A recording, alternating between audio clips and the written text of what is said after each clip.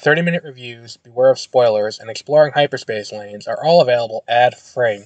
But if you want to support the show, you can go to bewareofspoilers.com and click the support button that's available on the Spotify website. Thank you.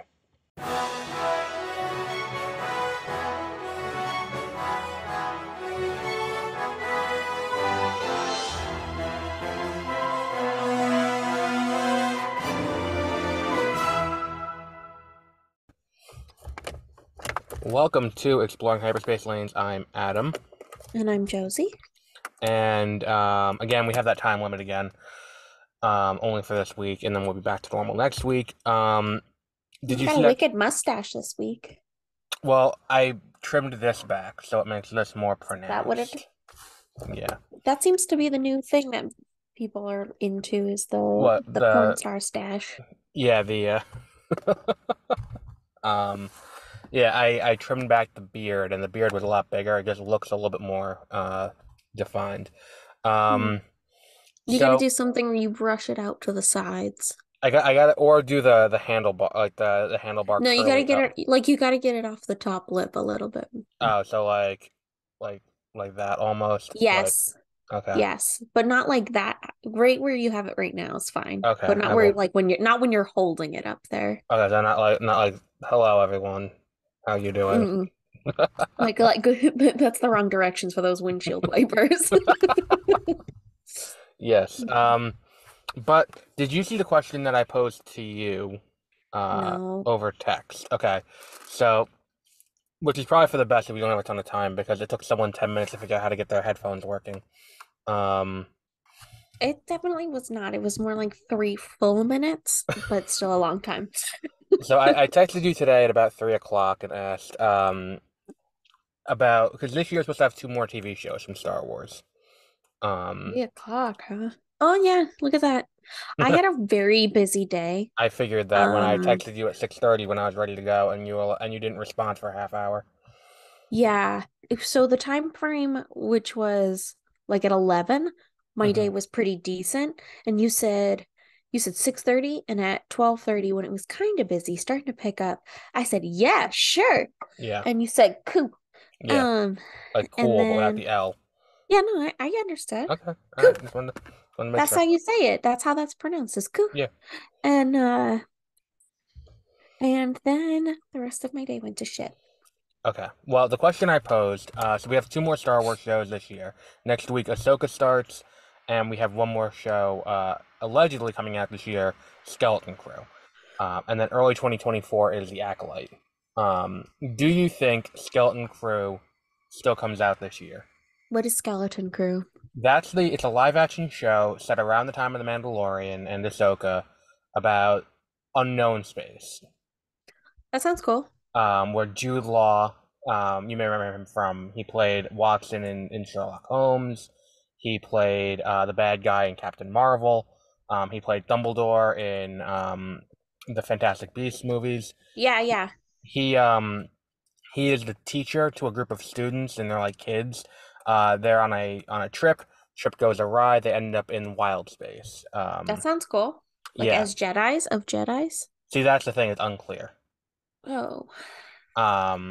So they're out in wild space and trying to. It is John Watts, who did Spider-Man, Homecoming, No Way Home, and Far From Home.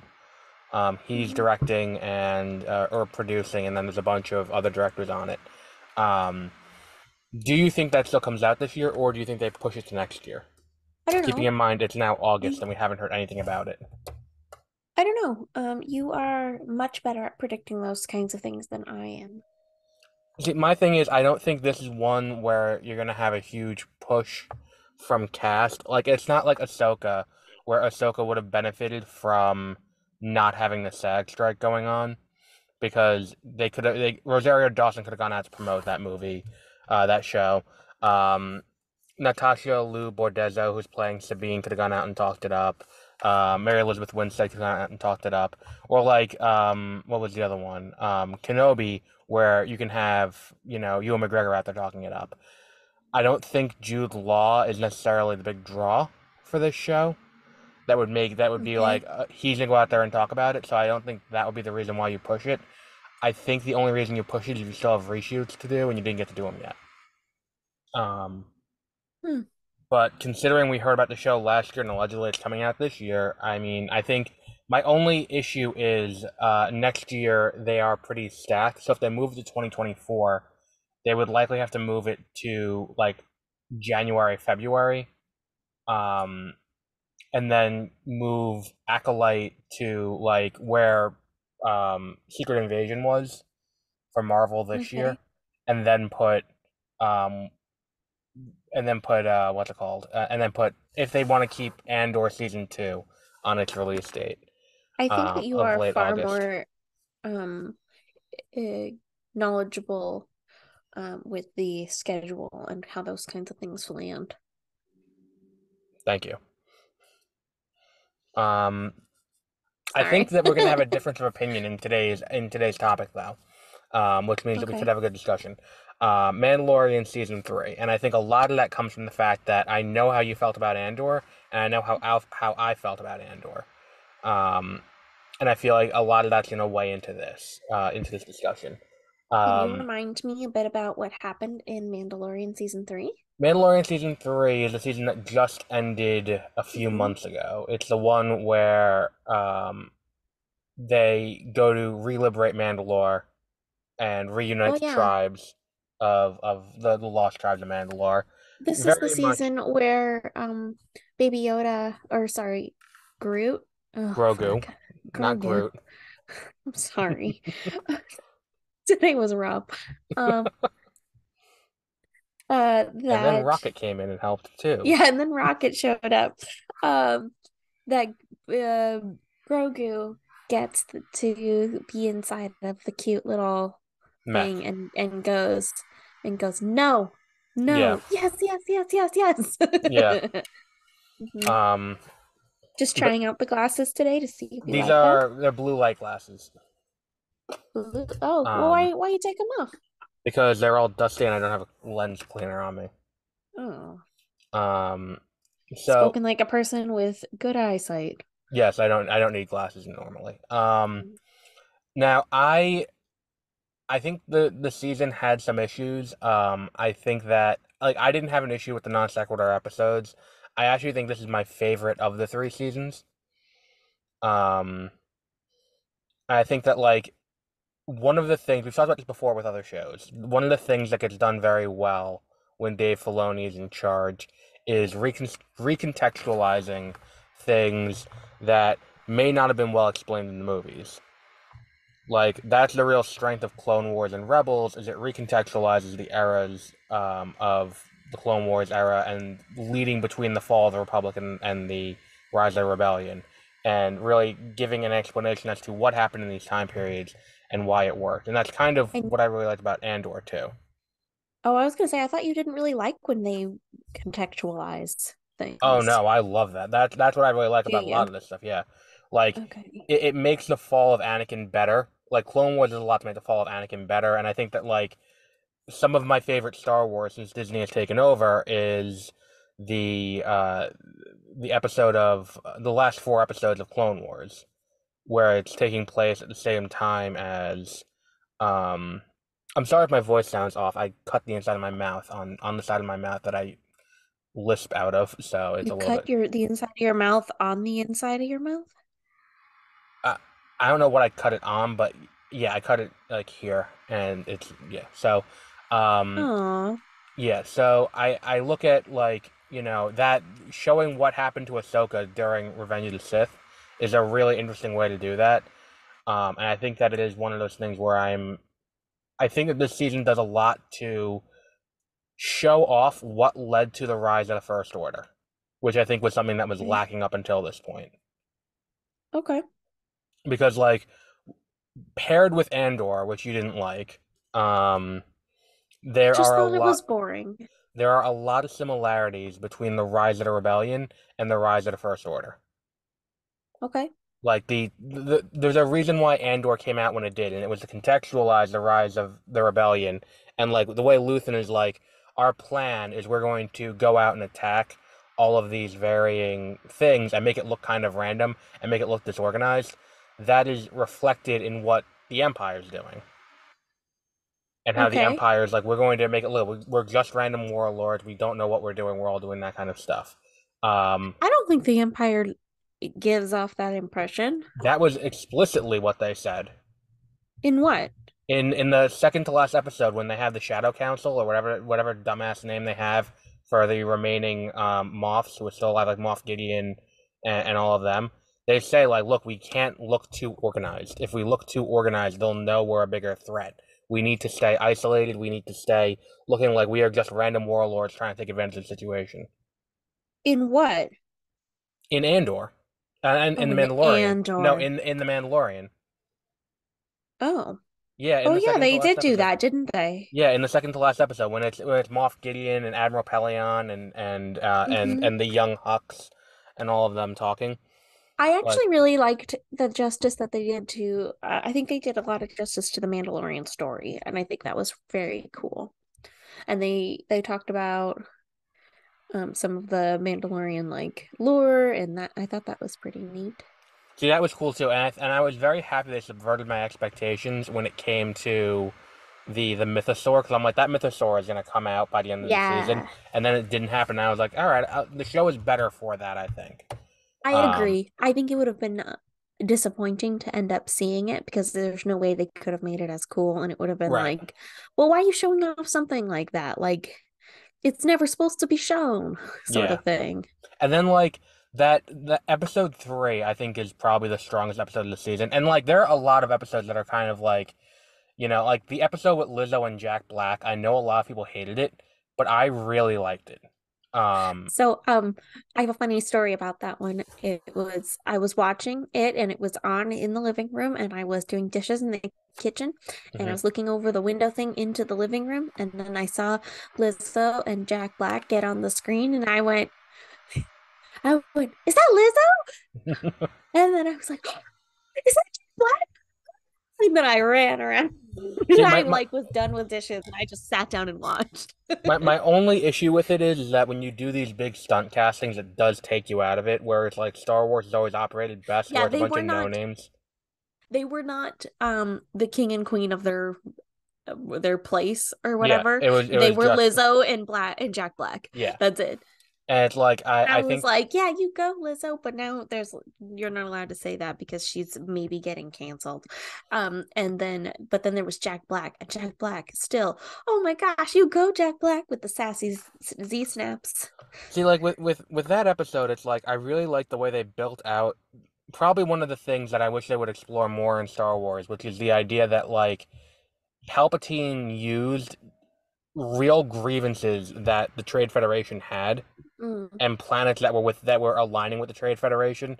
Like the the people there had genuine complaints against the Republic. Like yeah. they had genuine grievance, and for them to just be cast aside under the Empire, it's like no, those people would still feel that way. Yeah. Like after, especially after losing the war and then being doing okay, we're gonna double down and we're gonna become an empire now. If you're a separatist, you're like, oh well, I'm definitely gonna stick with this. So the idea that all these years later you still have Christopher Lee, not Christopher Lee, um, fuck, from Back to the Future. What the fuck's his name? I'm blanking on it right now. It's not Jack Black or Lizzo, so I can't remember it right now. Um, now you want to Google it. Your screen froze and then landed on you Christopher just Lloyd. like the most disappointed face. Christopher Lloyd. That's who it was from Back to the Okay. Future. He Doc was in Brown. it? Yeah, he's the one who was the I stand with Dooku after all this time. Oh, really? Yeah, the one who's got the battle droid and all that. Like that was a really cool episode for that, Oh, yeah. and that doesn't get enough, because because Jack Black and Lizzo are there. That episode and it is kind of a buddy cop thing. Like that Mm-hmm. episode gets pushed aside. Um, and I really like the way that like this season was more Bo-Katan's story than it was Mando's. Mm-hmm. Like giving, And I think that's well deserved. She's a very cool character. yeah, and she's more interesting than Mando, and Mando has had She two really is, seasons to make especially himself now. interesting. Oops. No, go ahead. There's going to be a lot of me cutting you off, but it's not on purpose. It's because it keeps skipping, Oh, and I okay. think that you're done talking. So I'm Oh, okay. sorry. Um, uh,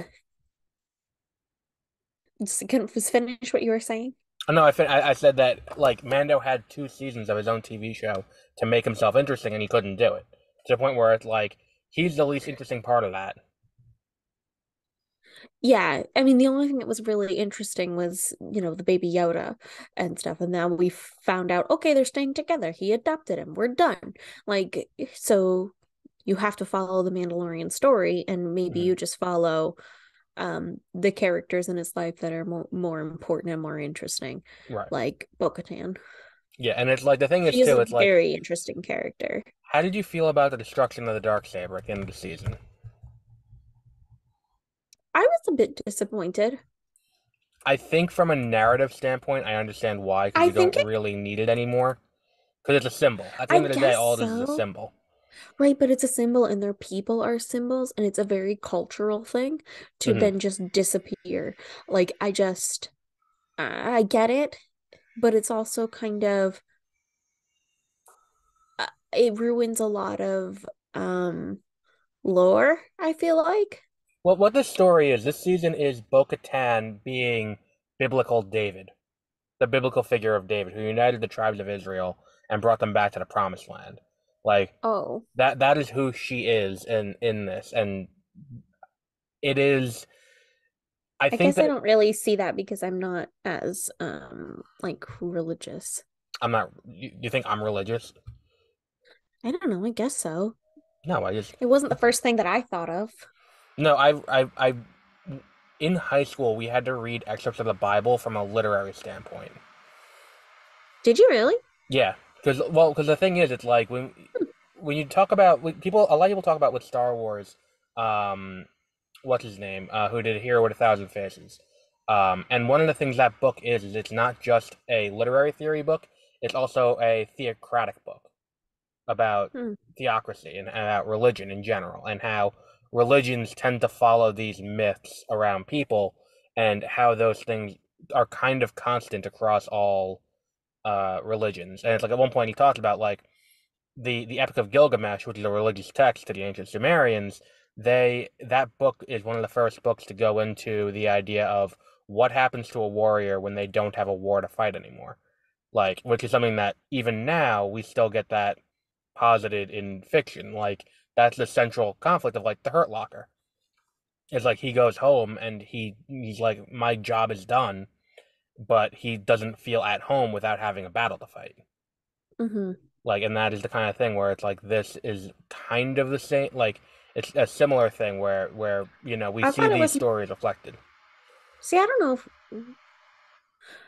I mean, I guess so. It's more like at the beginning of, I think that it's more like at the beginning of the A team where they're like, or the Ocean's 11 and stuff, where they're like gathering all the people to then go fight.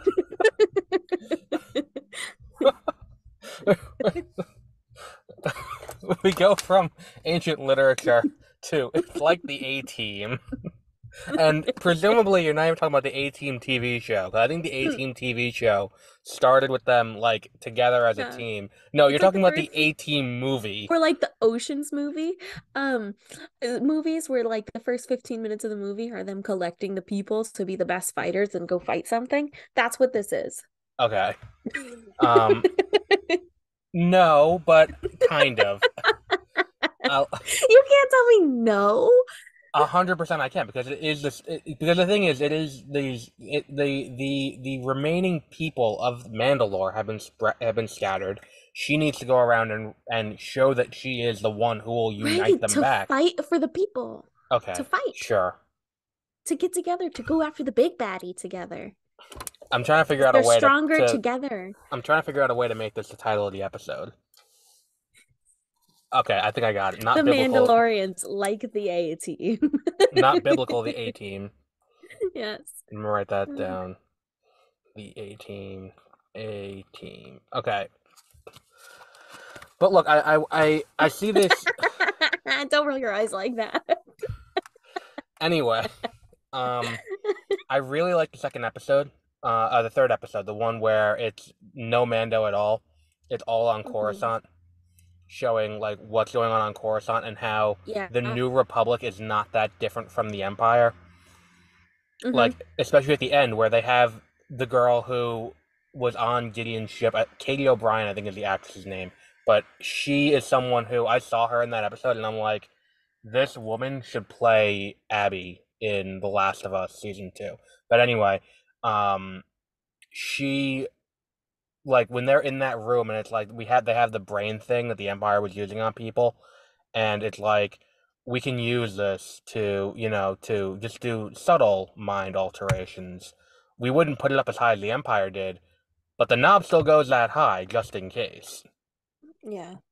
Like I that do think that's like that whole thing. And then like when we get to the idea of like later on as the show goes on where it's like people are asking for help and the Mandalorians are the ones going in to help because the New Republic isn't helping non-member systems, and it's like you're creating a situation under which the First Order can come back. And then when we get to that big scene with the Shadow Council, and by the way, I want a short film about the meeting where they decide to call themselves the Shadow Council. hmm. Like, I want to see the meeting where they're like, all right, we need to come up with a name for ourselves.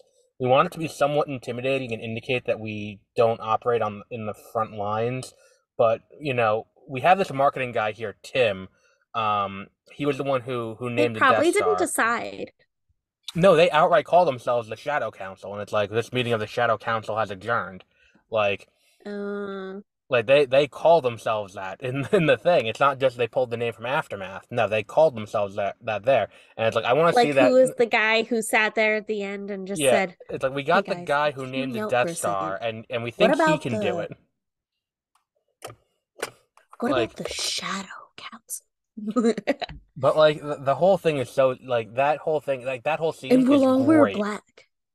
Like that whole scene is great. Like and then like for Pelion, it's like we need another plan because Thrawn's not here yet. Thrawn like that whole Mhm. thing. Like I popped a semi. It's like Thrawn is coming, and I was like, yes, and I will be Ew. soon if you don't. If you when you get this going along a little bit faster. Um, but like they that whole thing with Pelion is great, and then like for Hux, it's like they're a little on the nose to name Project Necromancer, like because very obviously that's the plan to resurrect the Emperor. And Oh. Hux is the one who's overseeing it. It's Hux's father. Oh. So, Well, a so lot the of things in Star Wars are on the nose. yeah, well, Death Star is not exactly subtle. Um, Or Vader. that's true. Um, but like I look at the that whole thing's cool. The new Stormtrooper armor that is the step between the original trilogy and the sequels like is really cool. And one of the things that it did is that it's like if they can continue on this trend and they can make it cohesive, by the time they wrap all this up with Filoni's movie, um, if they can wrap this all up and make it cohesive, where it's like this explains the geopolitical state of the galaxy by the time the sequels start, it may fix some of the sequels, not all of the sequels, but in the same way that like the Clone Wars kind of fixes the prequels, it could be kind of the same thing. Hmm. Um, but yeah, I did really enjoy this season a lot more than seasons 1 and 2. How'd you feel about Gideon? I think Gideon's just great this season. Like that line that he got, and the thing is too, the other thing I wanted to point out was the Praetorian Guards when they enter. It's like when they kill Paz Vizsla, who's the one that is voiced, but who's played by Jon Favreau. Um, when they kill him and they come out in that slow motion with the dramatic music, it's great.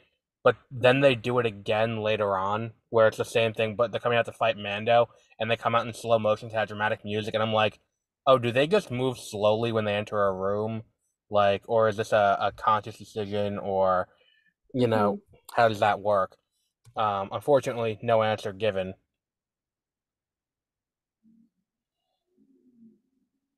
But how do you feel about Moff Gideon? He's not really my favorite character, but I think this one was the one that I found him less cringy feeling. I think this season he really grew on me the most, especially like in the finale where he just turns into kind of a cartoony villain, where he's Yeah. it's like, oh look, I've created this armor, and now it's the best armor because it's got the best soldier in it, me, and I'm like, shut the fuck up, you know, it's great.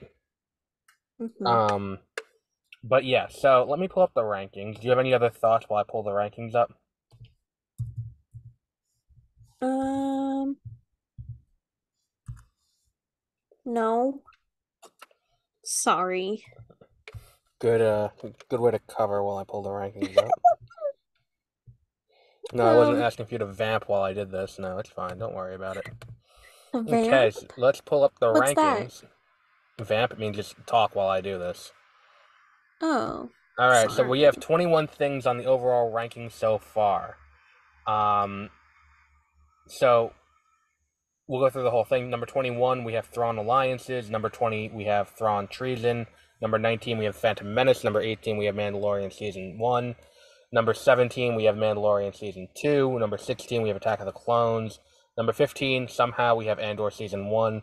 Number 14, we have The Bad Batch Season 2. Number 13, we have The Bad Batch Season 1. Number 12, we have Thrawn. Number 11, we have Force Unleashed. Number 10, we have Force Unleashed 2. Number 9, we have Fallen Order. Number 8, we have Jedi Survivor. Number 7, we have Dooku Jedi Lost. Number 6, we have Tales of the Jedi Season 1. Number 5, Under My Protest, we have Kenobi. Number 4, we have Return of the Jedi. Number 3, we have Revenge of the Sith. Number 2, we have A New Hope. And number 1, we have Empire Strikes Back. Um, I will say start the bidding at above Bad Batch Season 1. Agreed? Would you say it's better than Thrawn?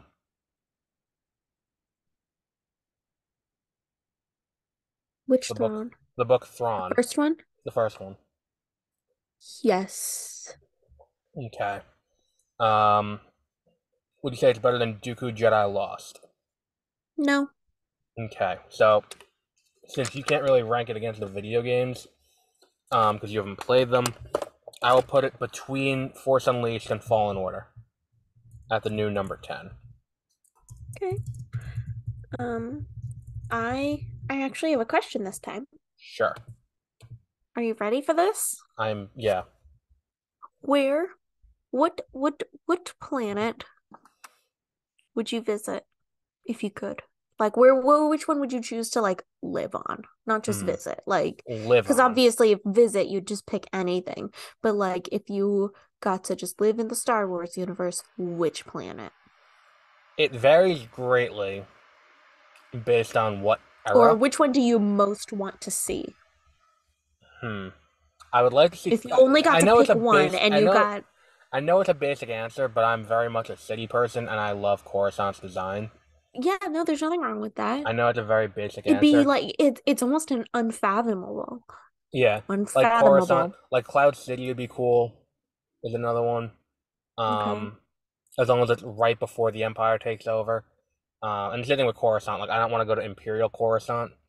Um, like apparently Tatooine's always got shit going on there, even though it's the dark spot at the end of the universe that no one gives a shit about. Um, apparently there's always shit going on there. Hmm. From the sequels, I would say Canto Bite would be pretty cool if I had money. As long as I'm not one of the poor Okay. people who's like shoveling like weird animal shit. Hmm. Or What's Canto? What is it? Canto Bite? Canto Bite, the system from episode 8 that everyone hates, where it's the casino planet. Canto Bite. Bight. The casino Bight. planet they go to in the middle of the movie drives the entire plot to a halt. Oh yeah, that's pretty cool. And then That you'd also visit there? yeah, and also Kashimi from Revenge of no, Rise of Skywalker. Kashimi. Kajimi, Kajimi, the one that the Red Power Ranger lives on. IMI. Yeah, Kajimi. Kajimi. I think that's how you spell it. It's the one. Images. It's the one Looks where dirty. it looks very much like the Winter Village at. Have you ever been to the Yankee Candle Factory in in Massachusetts? That's a negative. There's a Christmas village I got there. It looks kind of like that. Hmm. Wow, you That'd be kind picked of a cool. lot of things. Well, I mean, I wanted to give a nice spread. Maybe Prime Okay. Mandalore would be cool. Mandalore would be pretty cool. Um,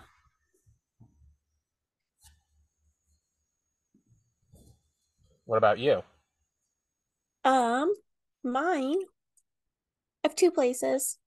I am super duper between um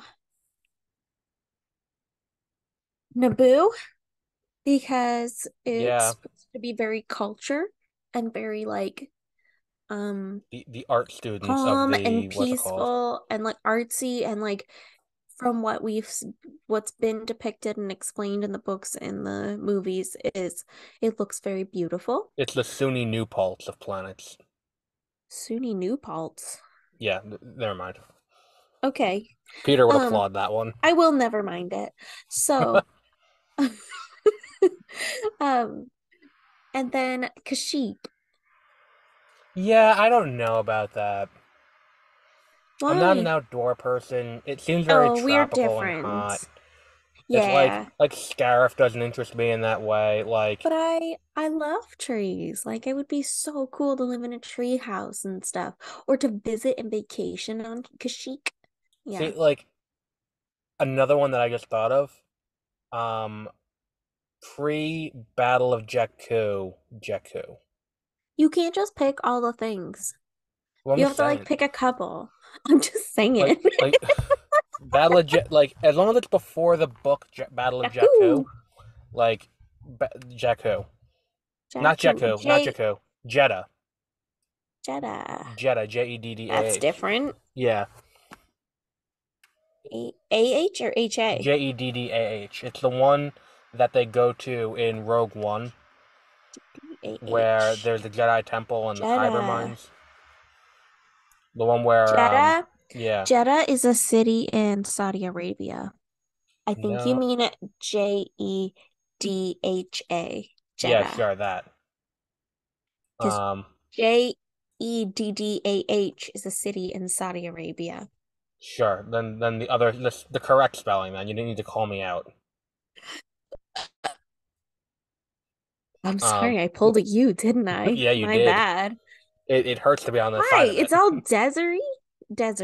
Well, it is during the era of the Galactic Civil War because that's where they go to and the team gets together. Um, when they Mandalore would be really cool to go to, but it is filled with monsters, and that's terrifying. No, this yeah looks they yucky. No, see thank that was the you. only thing about Mandalorian season 3 that I didn't like was the weird like Land of the Lost kind of like flea stack looking things that were living on Mandalore in like episode 2, but like Bo-Katan got to fuck up that really cool looking monster. Um, Uh, but yeah, the like Jeddah, I think as long as it's like High Republic era Jeddah, specifically before the that's very deserty, though. but it's a cultural haven in the immediate before part of what's it called? In the immediate before during the High Republic. It's a I cultural just haven for want the to let you Jedi. know that there is a ranking for best planets in Star Wars. And you And picked the top and you picked the top two off the list and like these are mine. no, I just looked it up right now because I was like, what is the most beautiful one? Like supposed to be the most beautiful in Well, Star Naboo Wars, is the just Star Wars Italy. uniform. It's Naboo is number one. So I was right, you were wrong. You Um can you can go to Naboo right now. If you go on Expedia, book a trip to Florence, and you'll get the similar I experience. actually would love to do that. Um Endor is the next I one. don't know. I don't think Endor is a place that I would like to go to. Yavin 4. That'd be cool. And then Poe Dameron is from Alderaan. Yavin. Alderaan. Yavin Alderon's 4. really Let's see cool what too. Yavin. The brief glimpse we saw of it in live action, Alderon is cool looking. Oh, Yavin 4 is pretty. It's very pretty. And then Alderaan, let's see. Poe Dameron was born on Yavin 4. Oh, Dameron. Oh yeah.